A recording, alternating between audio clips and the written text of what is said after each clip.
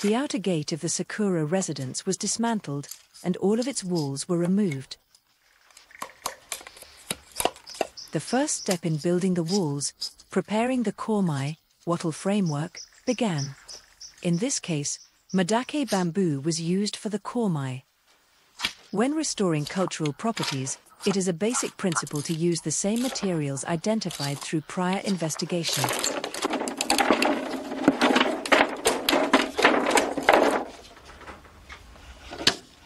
The bamboo is cut into smaller pieces, the nodes are shaved, and the thickness and length are made uniform.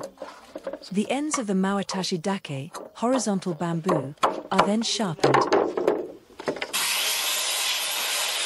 First, the mawatashi dake are inserted into pre-drilled holes. They are then spaced about 30 to 40 centimeters apart and nailed in place.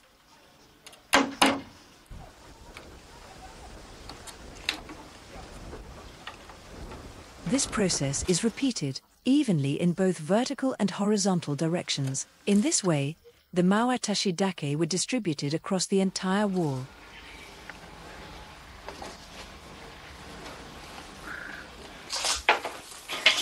Komai dake, vertical bamboo, are tied using straw rope. The straw rope is cut to uniform lengths and used to tie each piece of komai dake. There are various ways to weave the komai, such as the field pattern or staggered pattern. At the Sakura residence, it was found through investigation that the staggered pattern had been used, so the same technique was applied. Each piece of komai dake is carefully tied to the mawatashi dake one by one. When tying the komai, the straw ropes are not tied to each other. If they are, the knots would bulge and interfere with later steps. Instead, the straw ropes are simply wrapped and overlapped like this.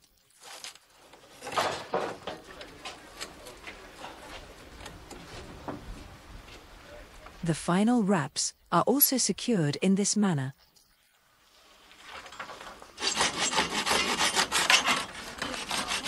Once all the vertical komai have been attached, their lower ends are trimmed.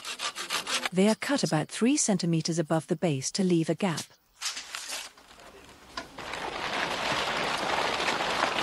As the komai framework neared completion, the base clay, arakabe, was needed. Before the arakabe is ready to be used, it must be kneaded 2 or 3 times after letting it rest.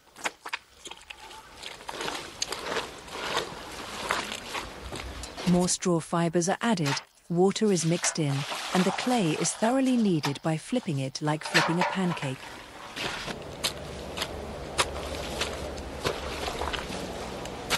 A distinct fermented straw smell fills the air.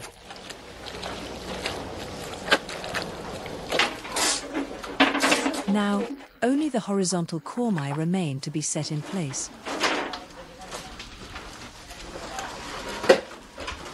Building the komai framework is a task requiring patience and precision. The arakabe, having been kneaded several times, is now fully fermented and well prepared.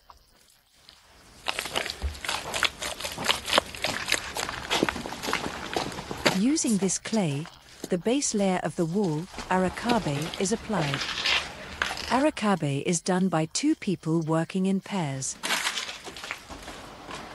One person scoops the clay with a spatula and hands it to the plasterer. The plasterer then skillfully applies the arakabe over the bamboo lattice. It is applied so that it seeps through to the back side of the komai. The thickness of the applied clay follows that which was determined during the dismantling survey. For restoration of cultural properties, adhering to traditional methods is of utmost importance.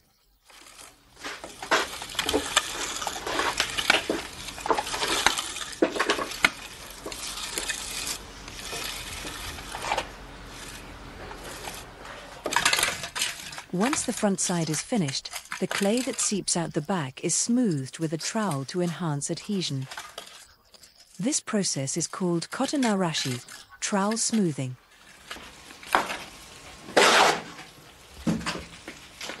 After drying for 2 to 3 days, plastering of the reverse side begins.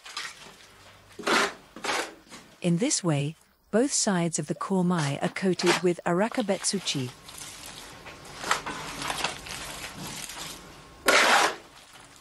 Among plastering tasks, this stage requires particularly great strength.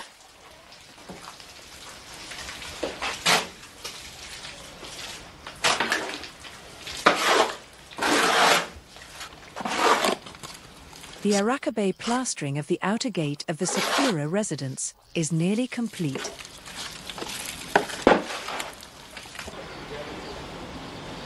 At this stage, the joints, nuki, are not yet covered.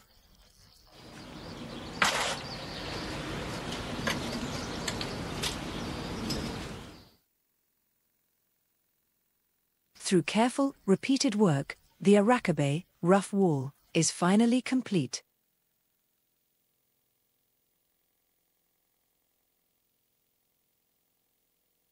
What remains is sufficient time for thorough drying. In summer, about 2 months are needed.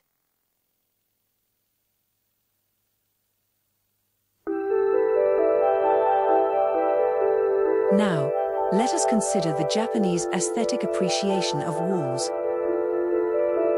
We Japanese have viewed even a single wall as an expression of beauty. Behind this lies the dedication of plaster craftsmen. Ruokakute at Ninnai Temple. This tea room, originally located in the home of Edo period artisan Ogata Korin, was relocated to Ninnai at the end of the Edo era.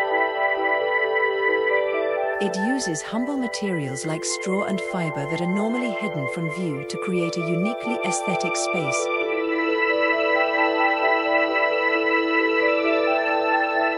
Restoration of such specialized walls is done by removing the entire wall intact rather than dismantling it. At Ruokakute, plaster artisans showcased techniques that embodied Korin's creative vision.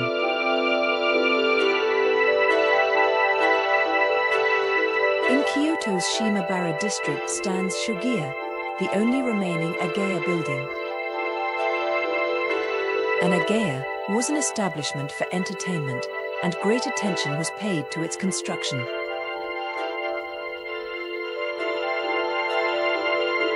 Exquisite Migakio Tsuchikabe polished walls were used throughout.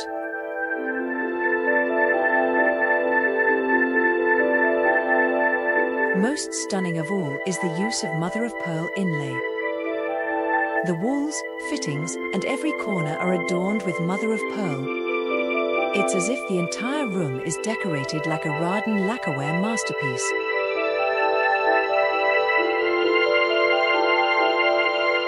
This room truly treats walls as objects of aesthetic appreciation.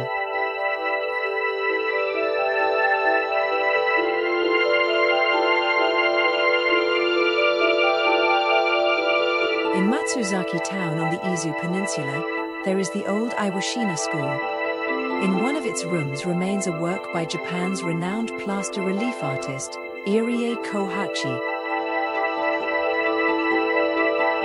That is the 1,000 cranes plaster relief preserved in the guest room. Created in the later years of Chohachi's life, this piece features cranes crafted in plaster over a background of ultramarine-colored lime. The cranes themselves were formed by modeling directly onto this plaster surface. According to tradition, Chohachi completed the entire wall in a single day. He is said to have held a mouthful of paper fiber in his mouth, spitted onto his hawk trowel, kneaded the plaster, and sculpted the cranes. It was truly the work of a master, nothing short of divine craftsmanship. This guest room stands as a pinnacle of the plasterer's art.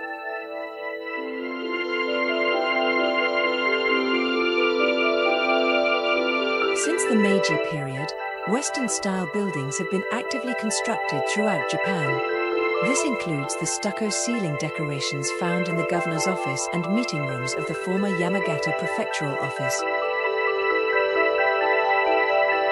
Even such Western-themed designs were masterfully handled by Japanese plasterers. This building, constructed in 1916, Taisho 5, underwent a major 10-year restoration beginning in 1986, Showa 61. The plaster ceiling is decorated with rose motifs. This restoration proved that the plastering techniques of the Taisho-era craftsmen have been faithfully passed down.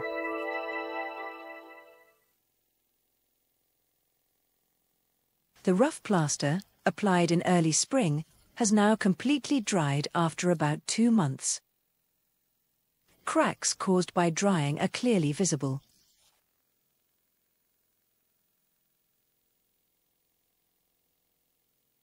The next stage of wall plastering has begun. Once the arakabe, base plaster, dries, the nakanori intermediate layer begins. To prepare for this, nakanori tsuchi, intermediate plaster soil, is made. This is made by sifting the base arakabe tsuchi through a 5 mm mesh and mixing it with fine sand and chopped straw fiber, momisusa. Water is added as needed, and kneaded thoroughly. And thus, the nakanori tsuchi is complete. Typically, before applying the nakanori, a process called muranashi, unevenness correction, is carried out.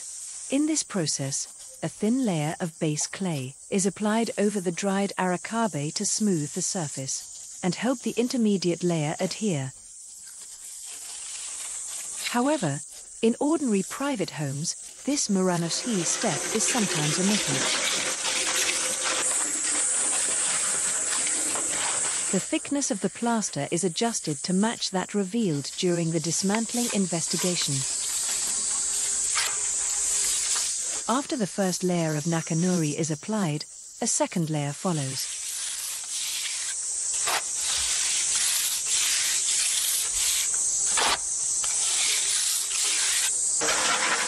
The second layer must achieve a smooth and even finish.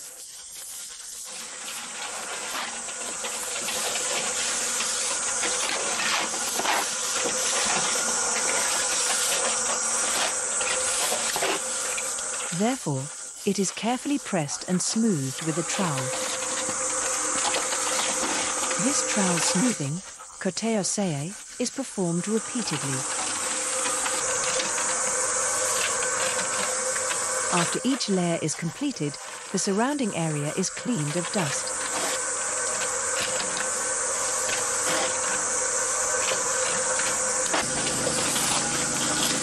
The joints, nuki, that were visible during the base coat are now covered by the nakanori.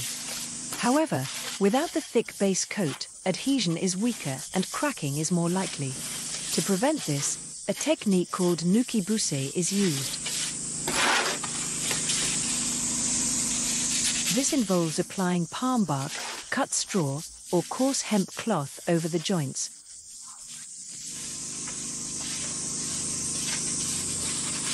In this case, palm bark was used. This technique was devised by predecessors as a way to prevent wall cracking.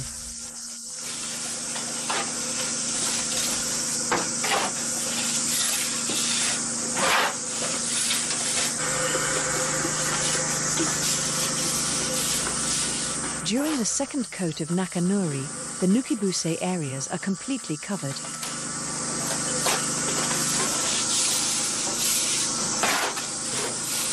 Thus, the space between each post is fully plastered. The joints that were visible during the arakabe stage are now completely hidden.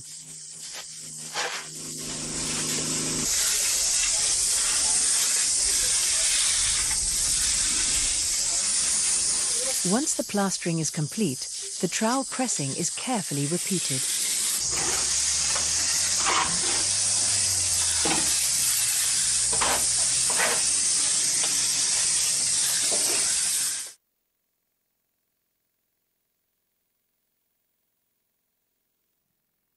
Through diligent, patient work, the Nakanori layer is finally completed.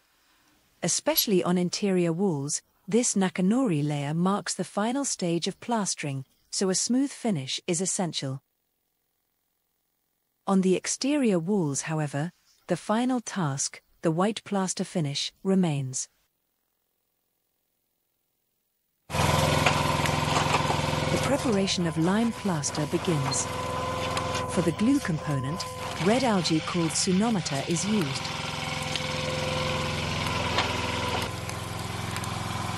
The sumikibuta is soaked in water and simmered for about an hour.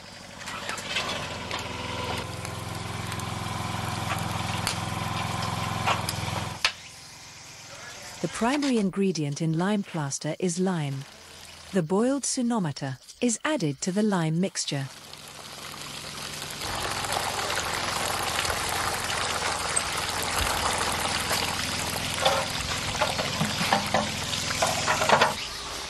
Then, finely shredded hemp fiber, asasusa, is added. The sumikibuta is mixed with asasusa, and then the lime is incorporated into it.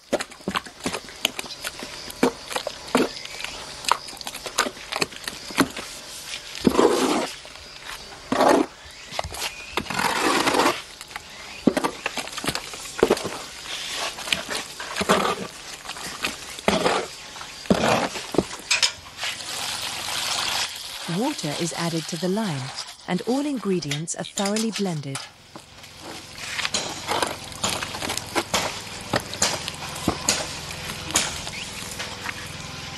Though regional methods may vary slightly, the basic materials remain the same. The mixture is stirred repeatedly until completely uniform.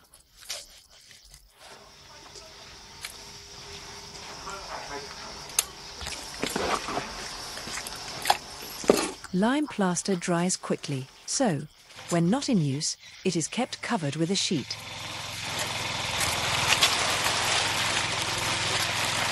This also prevents any dirt from contaminating the plaster.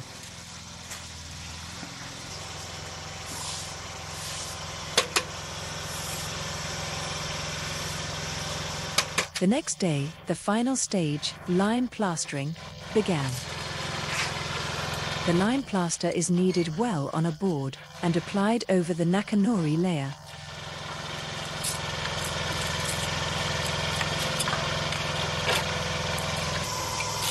The thickness of this plaster is also based on the findings of the structural survey. The first coat is applied evenly.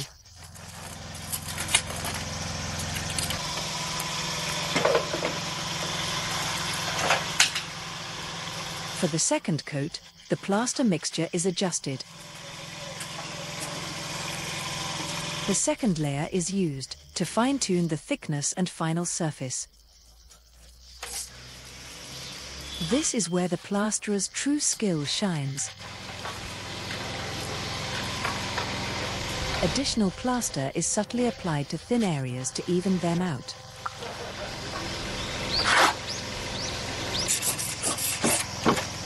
As soon as the plastering is done, trowel smoothing is performed to flatten the surface. This has a major impact on the quality of the final finish.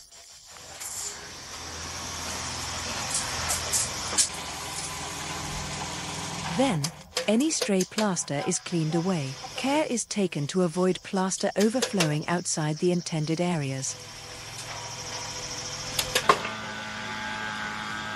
The trowel pressing is repeated over and over until the surface shines like a mirror. Only the hands of a craftsman with years of experience can achieve such precision. Thanks to such careful work, the wall restoration of the Sakura Residence's outer gate is now complete.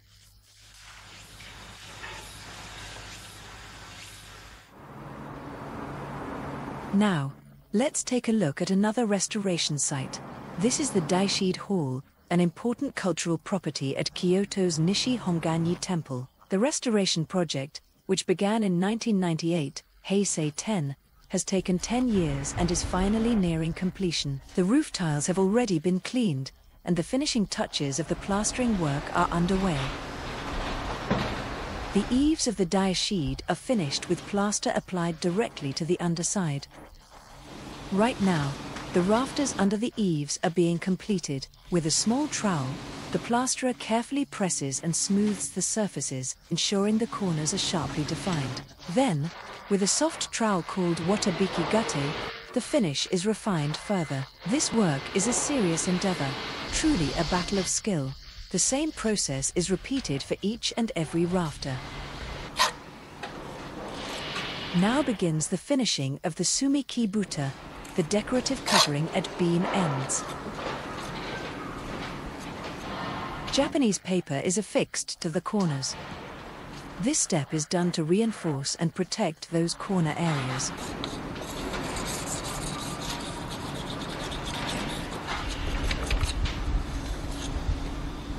After the paper is applied, the first coat of plaster is spread over the flat surfaces. For this first coat, Tsuchikabe shikkui, sandy lime plaster, is used to promote adhesion with the final top coat.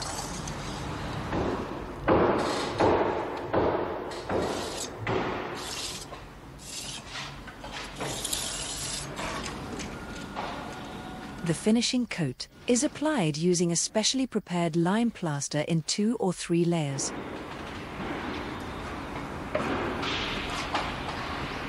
Since this area is highly visible, the plasterer sees it as a moment to shine.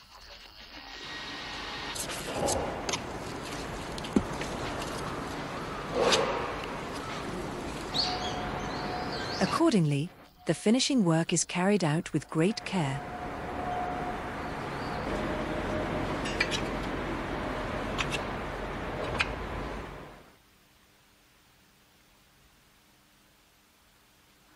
And so, the plaster work on the eaves and sumikibuta of the Nishi Honganyi Daishido is now complete.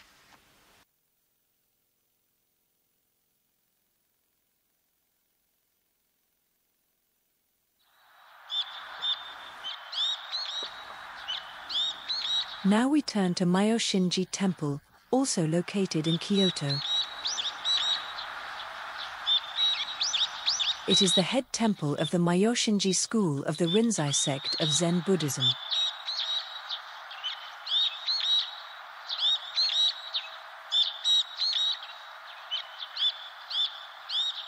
In one corner of the complex, restoration work was being carried out on the sumikibuta, a low decorative wall surrounding the grounds. The sumikibuta is finished with Tsuchikabe, a high-quality plaster technique. The final coat, the uwanari, or top layer, has now begun. The Otsu plaster is applied smoothly and evenly without any blotches. Using a trowel, remnants of the nakanori are scraped away to prepare for the final layer.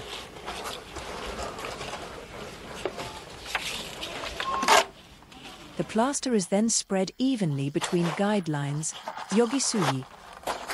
With light, rhythmic movements, the plasterer scoops and applies the Otsu plaster. This is where the plasterer's artistry truly shines. Inside the plasterer's toolbox are an array of specialized trowels, each with its own purpose.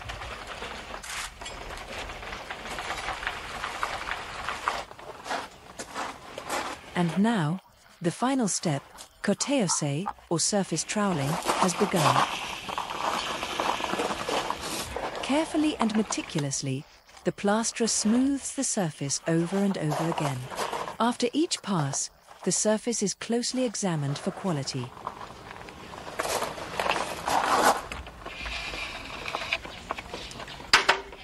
The dust is cleaned away, and the restoration of Myoshinji's sumikibuta is now complete.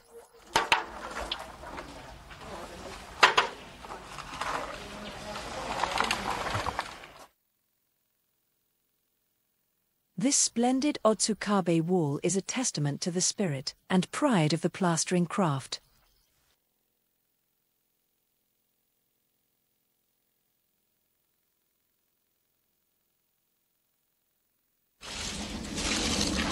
A technical training session hosted by the National Association for the Preservation of Earthen Wall Techniques for Cultural Properties is now underway.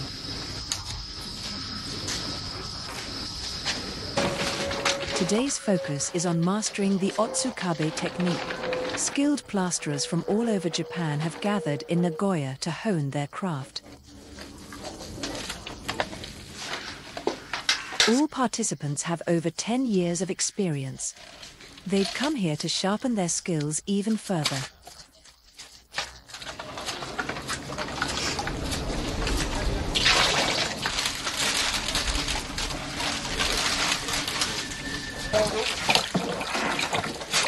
For plasterers, soil is the most important element. They listen closely to the instructor's explanations and then create their own plaster mixes. The knowledge they gain here will surely serve them well in the future. Each participant is filled with determination and dedication. Workshops like this are essential to ensuring that Japan's traditional wall building techniques are preserved into the future.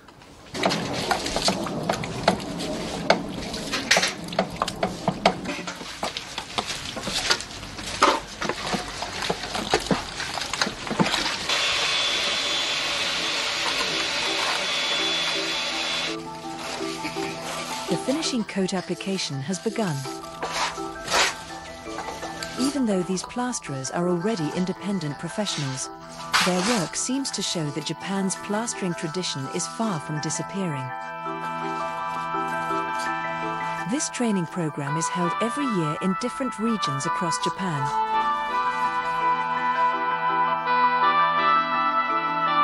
The outer gate of the Sakura residence has been completed. All the damage from before the restoration has been beautifully repaired. The white line plastered walls now harmonize perfectly with the black lower paneling.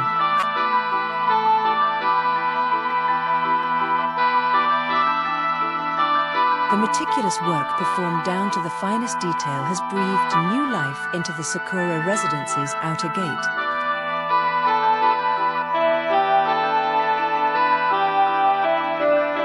These superb plastering techniques have been passed down continuously since the distant Asuka period.